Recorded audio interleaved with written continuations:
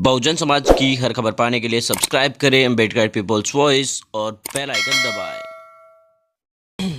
Hello friends, मैं नोरतराम लोरली और आप देख रहे हैं हमारे YouTube channel Ambedkar People's Voice को। दरअसल आपको बता दें कि 12 जनवरी को सपा बसपा का गठबंधन हुआ था और उसके अगले ही दिन तेजस्वी यादव, लालू प्रसाद यादव के बेटे सीधे बीएसपी सुप्रीमो मायावती जी से मिलने पहुंचे थे।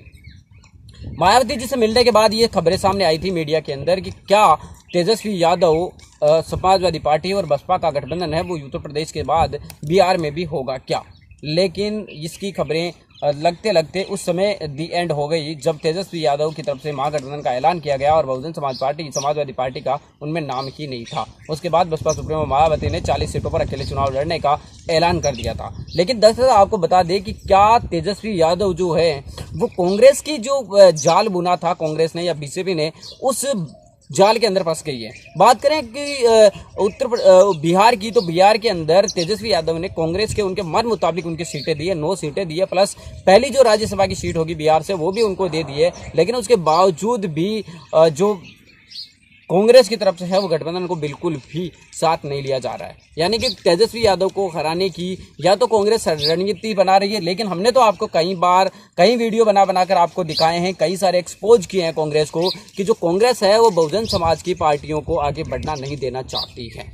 चाहे उनके लिए बीजेपी जीत जाए कोई दिक्कत नहीं है, लेकिन लालू प्रसाद यादव, मायावती, अखिलेश यादव जैसे नेता जो है वो किसी भी हालात के अंदर नहीं जीतना चाहिए। यही कांग्रेस बीजेपी की चाल है, क्योंकि दोनों का ही मास्टरमाइंड या हाथ जिसे आप कह सकते हैं मास्टर, वो नागपुर से ही संचालित होता है। जिनका जो रिमोट है वो पूरा दोनों का दोनों ही नागपुर से संचालित होता है। लेकिन आपको बता दें कि अब एक षड्यंत्र और वो जनता दल यूनाइटेड, जो आप इसे मान सकते हैं आरजेडी, राष्ट्रीय जनता दल जिसका नाम है, उसके खिलाफ एक ऐसा षड्यंत्र रचा गया है जिसके अंदर ना तो तेजस्वी यादव कुछ बोल पा रहे हैं और ना ही अपने प्रत्याशी को वोट जिताने में इतने सक्षम हो पाएंगे। तो मीडिया भी पूरी तरीके से साथ खड़ी हो चुकी है, बीजेपी के भी बढ़िया काम शुरू हो चुका है, कांग्रेस बीजेपी का साथ देने में लगी हुई है और अकेले पड़ गए हैं तेजस्वी यादव। आपको बता दें, पहले तो ये बता दें कि तेजस्वी यादव की तरफ से कल महागठबंधन के उम्मीदवारों की घोषणा की गई थी। सभी पार्टियों के नेता उसमें मौजूद थे, जितनी भी छोटी छोटी पार्टियां हैं उसमें सब जो गठबंधन की मौजूद थी। लेकिन कांग्रेस का कोई भी नेता वहां पर नहीं पहुंचा। कांग्रेस अपने प्रत्याशियों की घोषणा अपने हिसाब से ही कर रही है, उन्हें गठबंधन के किसी भी नेता को वो बुलाने में नहीं लगी हुई है और ना ही गठबंधन के दौरान जा रही है। आपको बता दें कि जिस दिन गठबंधन हुआ था, सीटों की सीट शेयरिंग की बातें हुई थी, उस दिन भी आरजेडी के साथ कुछ ऐसा ही किया गया था। उस दिन भी कांग्रेस के जो प्रदेश अध्यक्ष थे वो जल्दी ही मीटिंग से निकल गए थे।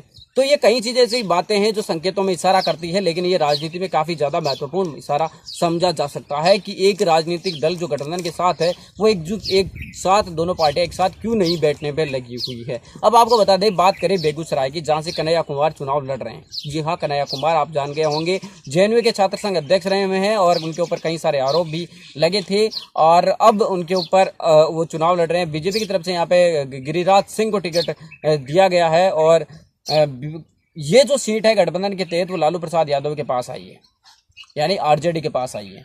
तो अब यहाँ पर कांग्रेस के जो समर्थित लोग हैं या कांग्रेस के जो नेता है वो कन्हैया कुमार का प्रचार कर रहे हैं और कन्हैया कुमार का जब प्रचार कर रहे हैं ये कांग्रेस के लोग, तो फिर कन्हैया कुमार तो हारेगा, इसमें कोई दो राय नहीं है कितना बड़ा जो आने वाला। लेकिन गठबंधन कहाँ गया? आप बात कर सकते हैं जिग्नेश मेवाणी की, इसके साथ कांग्रेस के कई सारे नेता के मैं आपको नाम गिना सकता हूं जो जिग्नेश मेवाणी के साथ वहां पर प्रचार कर रहे हैं कन्हैया कुमार का, बीजेपी आरजेडी को छोड़कर। जबकि इस खाते के अंदर ये आरजेडी के खाते में आई है और आरजेडी ने यहाँ पर अपने मुस्लिम उम्मीदवार को उतारा है। अब अगर तेजस्वी यादव कांग्रेस का विरोध करते हैं तो भी मारे जाते हैं, अगर वो कांग्रेस का विरोध नहीं करते तो भी मारे जाते हैं। और ये आपको मैं बता दूं, आज आप लिख के लेना कि आने वाले दिनों में आप बिहार के चुनाव परिणाम जिस दिन जारी हो उस दिन देख लेना, यहाँ पर कांग्रेस और बीजेपी एक साथ मिलकर बहुजन समाज की पार्टियों के खिलाफ षड्यंत्र पूर्वक उन्हें खत्म करने के ऊपर लगी हुई है। यह आप आने वाले दिनों के अंदर कभी भी देख सकते हैं। लोकसभा के चुनाव के परिणाम इन चीज़ों के गवाह होंगे कि किस तरीके से इन चाल के अंदर तेजस्वी यादव को कांग्रेस ने फंसा लिया है और आने वाले दिनों के अंदर तेजस्वी यादव की जो हालत है वो भी काफ़ी ज़्यादा खराब आप मान सकते हैं कि इतनी ज़्यादा कांग्रेस की तरफ से कर दी गई है कि जो एक मतलब आप सबको इस चीज़ का पता है कि ये बात बाबा साहब अम्बेडकर से लेकर आई है कि झंडा उठाने के लिए दलितों का कंधा होता है, लेकिन उन दलितों के कंधों के ऊपर चढ़कर आगे बढ़ता है ब्राह्मण। तो आप देख सकते हैं कि कन्हैया कुमार भूमिहार जो ब्राह्मण है वो आगे बढ़ रहा है बहुजनों के बलबूते पर।